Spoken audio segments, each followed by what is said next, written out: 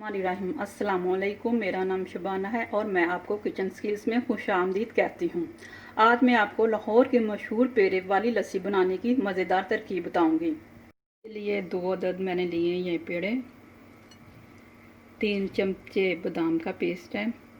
मैंने 8 अदद बादाम लिए, नीम गर्म पानी में थोड़ी देर के लिए भिगो कर रखा। छिलका उतार कर मैंने थोड़ा सा पानी डालकर पीस लिए और 1 चुटकी मैंने सब्ज़ इलायची की डाल दी। 3 चमचे चीनी के, 1 लीटर दूध, आधा किलो दही और क्रश की हुई बर्फ़।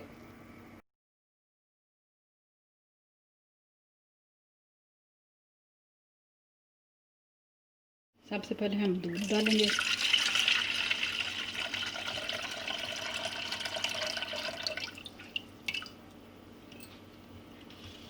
पेड़े डाल दिए,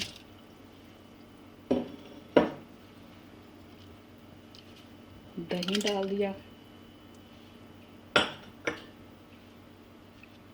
बादाम का पेस्ट डाल दिया, चीनी डाल दी और क्रश बर्फ़ डाल के इसको अच्छी तरह हम ब्लेंडर में डाल के लस्सी बना लेंगे। मज़ेदार लाहौरी पेड़े वाली लस्सी तैयार है। अगर आपको मेरी ये वीडियो पसंद आई है तो इसको लाइक शेयर सब्सक्राइब कीजिए। अल्लाह हाफिज़।